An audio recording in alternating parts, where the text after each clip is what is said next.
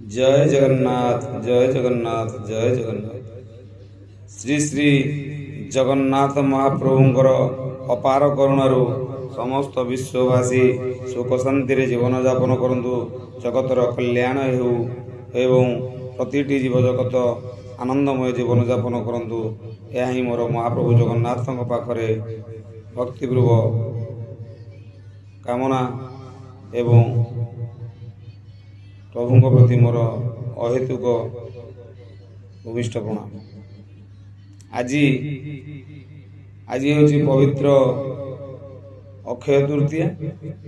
ये अक्षय तृतीया आंभे मैंने साधारणतः जानी था आम ओडिया परंपरा हिसाब से छोट बड़ू आम शुणी आसीचु। ये अक्षय तृतीया दिन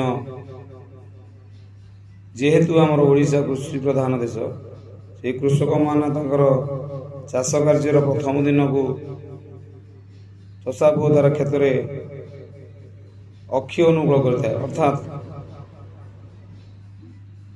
चाष कम प्रथम दिन से बिलर हल कर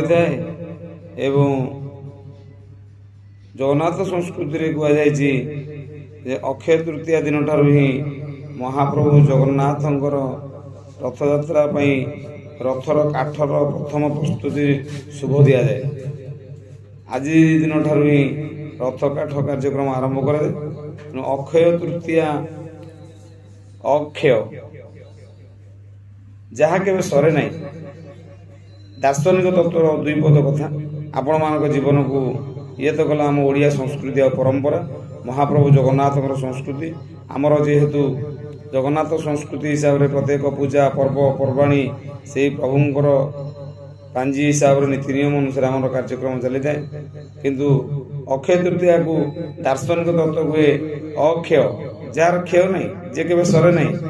मो जीवन प्रति मुहूर्त मुझे भावना भितर बंची रहा चाहे मो जीवन एभली किसी कर्म करी जहाँ केवल केतबेल भी सरू न जगतर कल्याण हो समाजर कल्याण हो परर उपकार अन्य मानकर सुख दुख ठिया हो जेको धर्म कार्य हो जेको क्षेत्र में होना कहीं सेवा क्षेत्र में हो प्रति मुहूर्त मो जीवन भर भावना को मुझे सब उद्यापन कर उज्जीवित कर रखापी चाहिए कहीं ना से महाप्रभुंर आशीर्वाद मुझे ये धराधाम मानव शरीर नहीं जन्म हो मो मानव शरीर वास्तव उद्देश्य जेते दिन पर्यंत मनीष बुझीनी जे मु कहीं मनीष जन्म हेली निजक प्रश्न न पचारि से दिन पर्यंत ये भौतिक जगतर बंधन भितर से केवे बाहरी पारिबनी।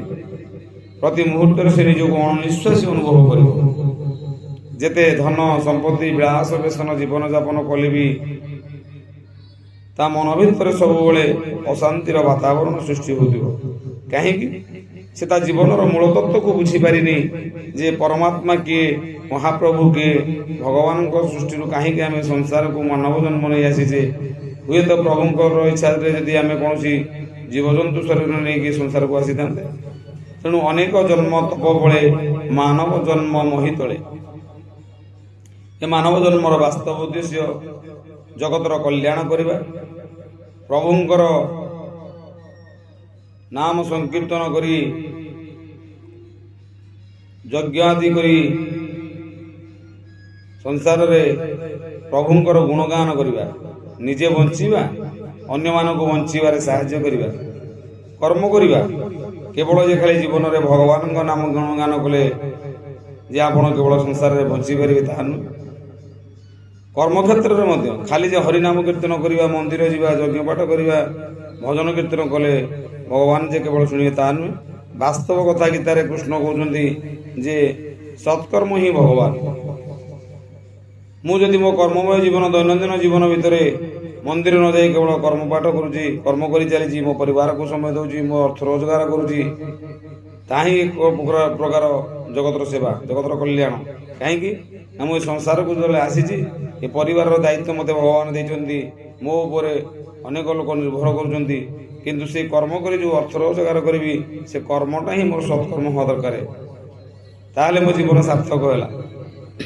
से सत्कर्म माध्यम जहाँ किसी धन रोजगार करुँची मो परिवार प्रतिपोषण करुँची से सत्कर्म ही मते भगवान मार्ग नहीं କେବଳ ଯେ ଖାଲି ମୁଁ ଦୈନନ୍ଦିନ ମନ୍ଦିର ଯିବି, ଯଜ୍ଞ ପାଠ କରିବି, ଭଜନ କୀର୍ତ୍ତନ କରିବି, ସେ କେବଳ ନିଜର ମନକୁ ସାନ୍ତ୍ୱନା ଦିଏ। ଚାଣକ୍ୟ ସଂସ୍କୃତିର ଗୋଟେ ଶ୍ଲୋକରେ କୁହନ୍ତି ଯେ ପ୍ରକୃତି ନବ୍ୟମୁଚ୍ୟତେ ୟଦି ମୁଚ୍ୟତେ ଶନୈଃ ଶନୈଃ।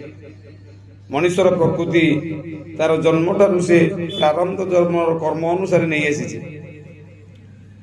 ଆମେ ଜଣେ ଲୋକକୁ ଯେ ଚାହିଁଲେ ଦୁନିଆରେ ପରିବର୍ତ୍ତନ କରିଦେବା, ତାହା ହୁଏତ ଆମ ମନ ଭିତର ମୂର୍ଖାମି। ଅନ୍ୟମାନଙ୍କୁ ଆମେ ହୁଏତ ଭଗବାନଙ୍କର ନୀତିବାଣୀ କହିପାରିବା, ଗ୍ରହଣ କରିବା ଲୋକ ଉପରେ ନିର୍ଭର କରେ ସେ ତା ଜୀବନକୁ କେତେ ପରିବର୍ତ୍ତନ କରିବ। କିନ୍ତୁ ଆମେ ସବୁବେଳେ ପ୍ରଚେଷ୍ଟା କରିବା, ଜାରି ରଖିବା ଯେ ପ୍ରତ୍ୟେକ ମଣିଷ ତା ଜୀବନକୁ ସବୁବେଳେ ଆନନ୍ଦମୟ ସୁଖମୟ କରି ବଞ୍ଚି ରହିବାକୁ ଚେଷ୍ଟା କରୁ, ସେଇ ପରମାତ୍ମା ପାଖରେ ନିଜକୁ ସମର୍ପଣ କରିଦେବୁ।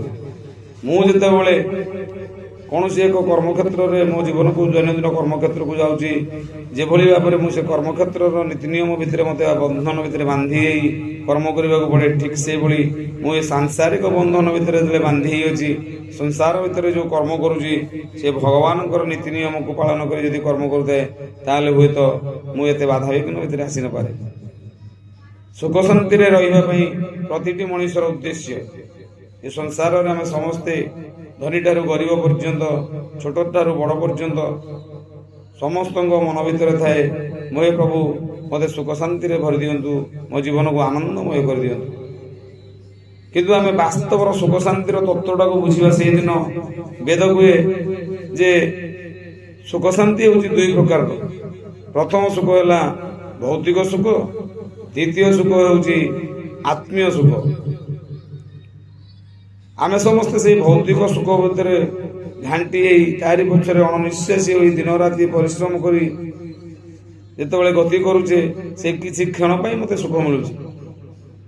ଭୌତିକ ସୁଖ ହେଉଛି ସେହି ସୁଖ ଯେଉଁ ସୁଖରେ ବାହ୍ୟ ଜଗତର ଲୋକମାନେ ଆପଣଙ୍କୁ ପ୍ରଶଂସା କରନ୍ତି, ଯେଭଳିକି ଧନ ସମ୍ପତ୍ତି, କୋଠା ବାଡ଼ି, ବ୍ୟାଙ୍କ ବାଲାନ୍ସ, ନିଜର ପ୍ରତିଷ୍ଠା ପ୍ରତିପତ୍ତା। ଆପଣଙ୍କୁ କେହି ଜଣେ ସମ୍ମାନ ସହକାରେ ଯଦି ଉଚ୍ଚ ପଦସ୍ଥ ଦେଇ ଆଜ୍ଞା ଆପଣ କରି ନତମସ୍ତକ କରୁଥାଏ, ତାହେଲେ ଆପଣଙ୍କୁ କିଛି ସମୟ ପାଇଁ ଆନନ୍ଦ ଲାଗେ। ଆପଣଙ୍କର ବିଶାଳମୟ ଅଟ୍ଟାଳିକା,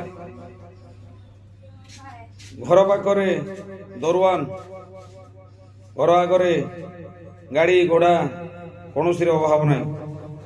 କିନ୍ତୁ ବାହ୍ୟ ଜଗତର ଲୋକମାନଙ୍କ ପାଇଁ ଆପଣଙ୍କୁ ଆନନ୍ଦ କିଛି ସମୟ ପାଇଁ ଲାଗିଥାଇପାରେ, କିନ୍ତୁ ନିଜ ଆତ୍ମାର ନିଜ ମନ ଭିତରର ସୁଖ ଶାନ୍ତିକି ଅନୁତପ୍ତ କରିହେବ ସେତିକିବେଳେ ଯେତେ ଦିନ ପର୍ଯ୍ୟନ୍ତ ମୁଁ ସେଇ ପରମାତ୍ମାଙ୍କ ପାଖରେ ନିଜକୁ ସମର୍ପଣ ନ କରିଛି। ପ୍ରଭୁଙ୍କ ପାଖରେ ସମର୍ପଣ କରିଦିଅ। ହେ ପ୍ରଭୁ ଜଗତର ନାଥ ଜଗନ୍ନାଥ ମୋ କାଳିଆ ଶାନ୍ତ, ଆଜି ଏ ସବୁ ସଂସାରରେ ମୁଁ ଯାହା ପାଇଛି ସବୁ ହିଁ କେବଳ ଆପଣଙ୍କର ଆଶୀର୍ବାଦରୁ ପାଇଛି। ଯାହା ଦେଇଅଛ ତୁମରି ସୌଦା ବୁଲେଇ ବିକୁଛି ଧରି, ଏ ସଂସାର ନବ ପାରି ହେବା ପାଇଁ ଭଜୁଥିବି ରାମ ହରି, ଭଜୁଥିବି ରାମ ହରି।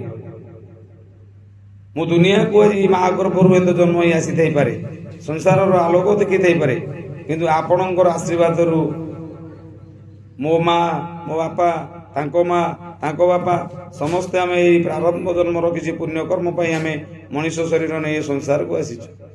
ମଣିଷ ଶରୀରର ବାସ୍ତବ ଉଦ୍ଦେଶ୍ୟ ନିଜେ ବଞ୍ଚିବା, ପରିବାରକୁ ବଞ୍ଚିବାର ସାହାଯ୍ୟ କରିବା, ସେମାନଙ୍କ ପ୍ରତି କର୍ତ୍ତବ୍ୟ କରିବା, ତତ୍ ସଙ୍ଗେ ସଙ୍ଗେ ଜଗତର କଲ୍ୟାଣ କରିବା ଏବଂ ଭଗବାନଙ୍କର ପ୍ରଚାର ପ୍ରସାର କରି ଜଗତକୁ ଆନନ୍ଦମୟ କରିଦେବା।